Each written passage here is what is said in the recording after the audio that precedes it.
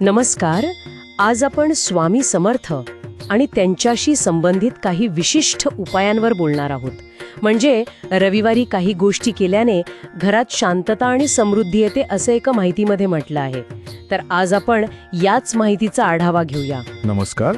हो, नक्कीच. आपल्याकडे अनेक परंपरांमध्ये असं दिसतं की काही विशिष्ट दिवसांना किंवा कृतींना विशेष महत्त्व दिलं जातं. स्वामी समर्थ तर महाराष्ट्रात खूप आदरणीय संत आहेत. हो ना.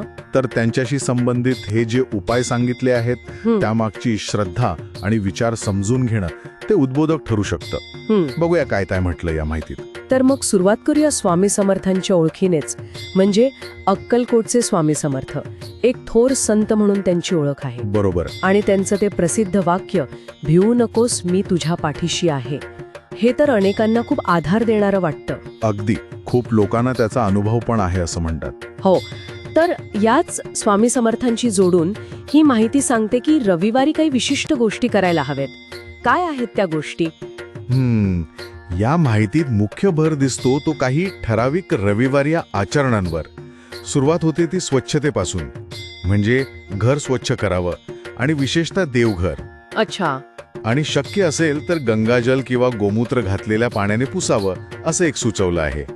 यातून एक प्रकारचं पावित्र्य जपण्याचा हेतू दिसतोय. हो, म्हणजे घरातली शुद्धता वाढवण्यासाठी. मग स्वच्छतेनंतर येतो अभिषेक.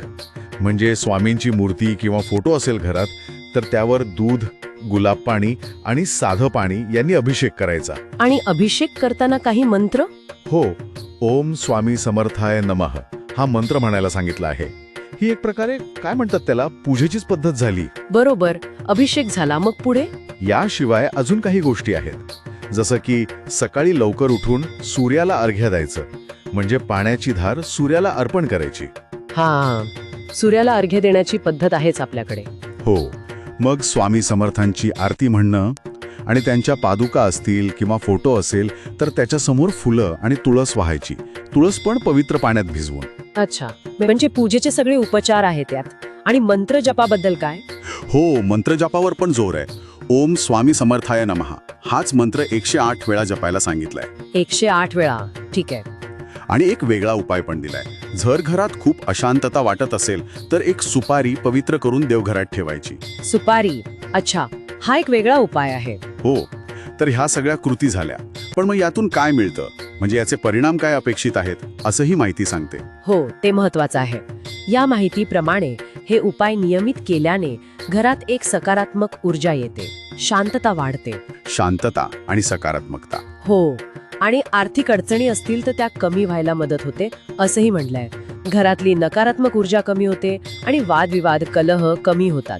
म्हणजे घरातलं वातावरण सुधारतं असं यात दिसतो.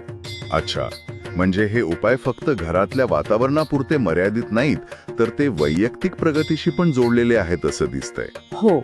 पण यात एक गोष्ट पुन्हा पुन्हा सांगितली आहे, ती म्हणजे श्रद्धा आणि सातत्य. हो, हा मुद्दा महत्वाचा आहे. हे फक्त एकदा करून नाही चालणार, तर नियमितपणे म्हणजे दर रविवारी श्रद्धेने केलं तरच त्याचा अनुभव येतो असे या माहितीचा भर आहे. बरोबर.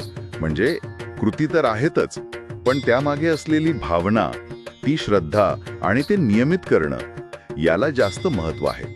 नाहीतर त्या फक्त यांत्रिक क्रिया होतील. हो, अगदी. श्रद्धेशिवाय आणि सातत्याशिवाय त्याचा अपेक्षित परिणाम मिळणार नाही असे या माहितीवरून वाटतं. तर आपण जी माहिती पाहिली त्याचा सारांश काढायचा झाला तर असं म्हणता येईल की स्वामी समर्थांशी संबंधित काही विधी रविवारी केले जातात आणि या माहितीनुसार ते घरात शांतता, समाधान आणि समृद्धीसाठी उपयुक्त ठरू शकतात. बरोबर. पण अट एकच, श्रद्धा आणि नियमितता. हो, श्रद्धापूर्वक आणि नियमितपणे करणं गरजेचं आहे असं हे स्रोत सांगतात. या सगळ्या माहितीच्या आधारावर एक विचार मनात येतो.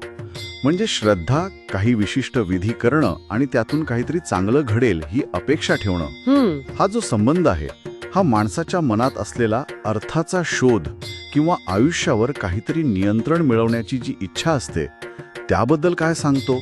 हा एक विचार करण्यासारखा मुद्दा आहे, नाही का? प्रत्येकाने यावर विचार करायला हरकत नाही.